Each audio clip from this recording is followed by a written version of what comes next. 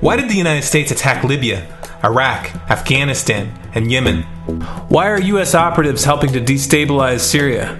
And why is the United States government so intent on taking down Iran, in spite of the fact that Iran has not attacked any country since 1798? And what's next? What are we headed for? When you look at the current trajectory that we're on, it doesn't make any sense at all if you evaluate it based on what we're taught in school. And it doesn't make any sense if you base your worldview on the propaganda that the mainstream media tries to pass off as news. But it makes perfect sense once you know the real motives of the powers that be. In order to understand those motives, we first have to take a look at history. In 1945, the Bretton Woods Agreement established the dollar as the world reserve currency, which meant that international commodities were priced in dollars.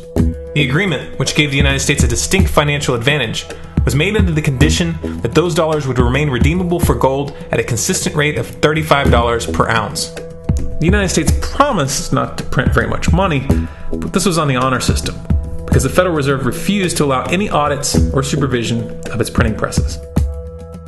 In the years leading up to 1970, expenditures in the Vietnam War made it clear to many countries that the U.S. was printing far more money than it had in gold.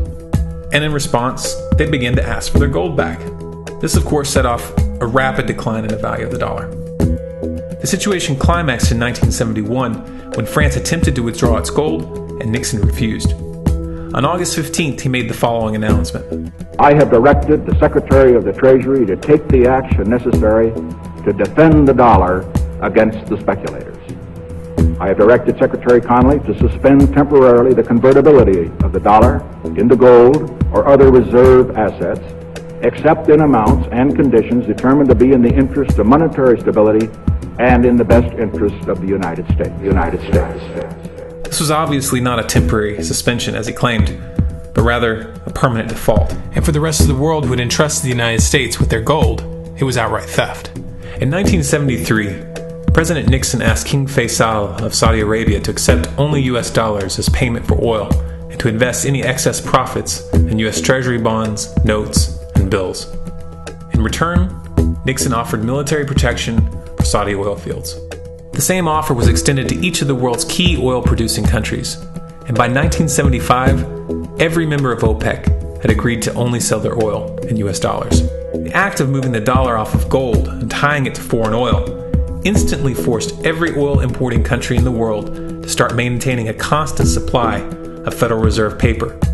And in order to get that paper, they would have to send real physical goods to America. This was the birth of the Petro-dollar.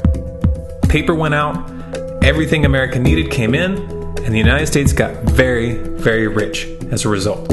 It was the largest financial con in recorded history.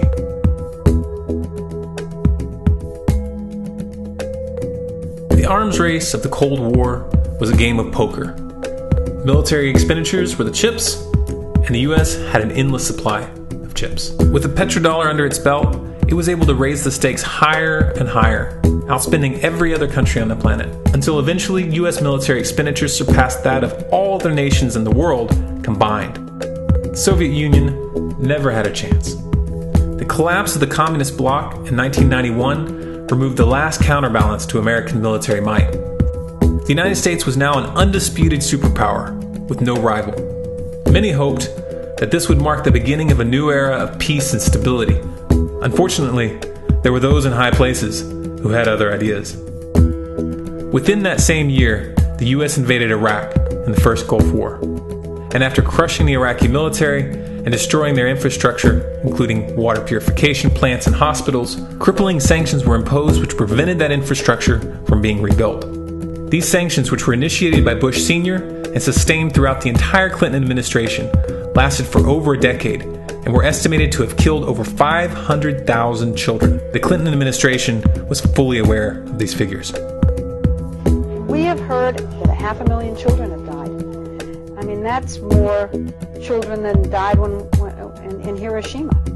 And you know, is the price worth it?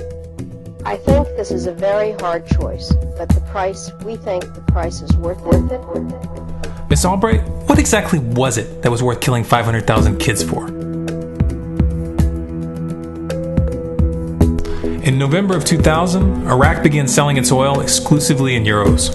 This was a direct attack on the dollar and on U.S. financial dominance, and it wasn't going to be tolerated.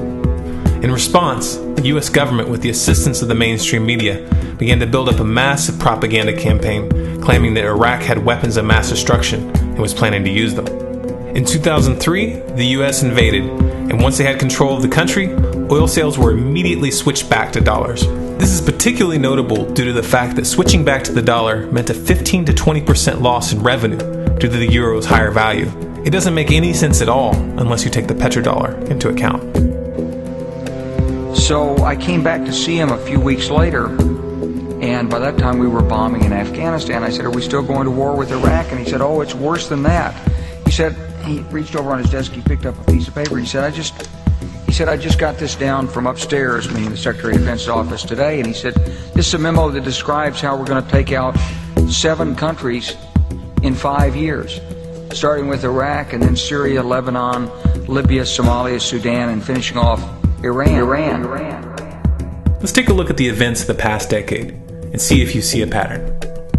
In Libya, Gaddafi was in the process of organizing a bloc of African countries to create a gold-based currency called the dinar, which they intended to use to replace the dollar in that region.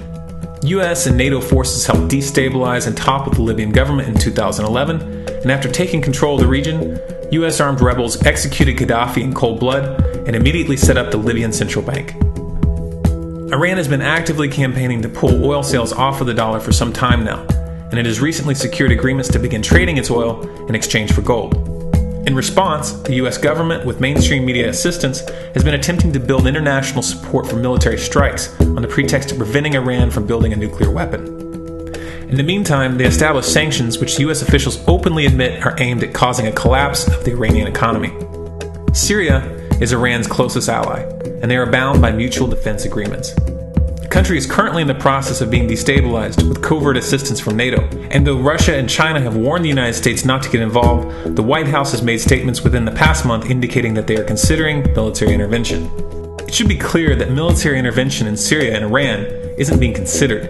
It's a foregone conclusion, just as it was in Iraq and Libya. The U.S. is actively working to create the context which gives them the diplomatic cover to do what they already have planned.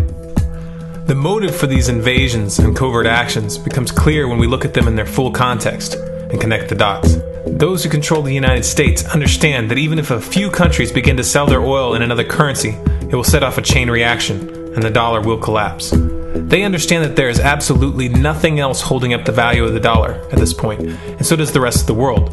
But rather than accepting the fact that the dollar is nearing the end of its lifespan, the powers that be have made a calculated gambit. They have decided to use the brute force of the US military to crush each and every resistant state in the Middle East and Africa. That in itself would be bad enough, but what you need to understand is that this is not going to end with Iran. China and Russia have stated publicly and on no uncertain terms that they will not tolerate an attack on Iran or Syria. Iran is one of their key allies, one of the last independent oil producers in the region, and they understand that if Iran falls, then they will have no way to escape the dollar without going to war. And yet the United States is pushing forward in spite of the warnings. What we are witnessing here is a trajectory that leads straight to the unthinkable. It's a trajectory that was mapped out years ago in full awareness of the human consequences. But who was it that put us on this course?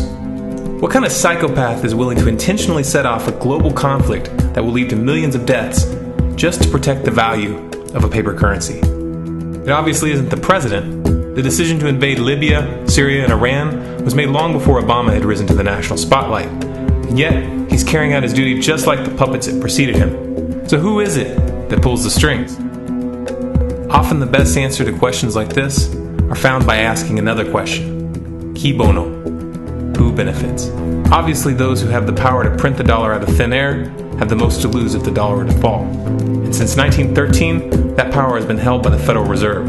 The Federal Reserve is a private entity owned by a conglomerate of the most powerful banks in the world. And the men who control those banks are the ones who pull the strings.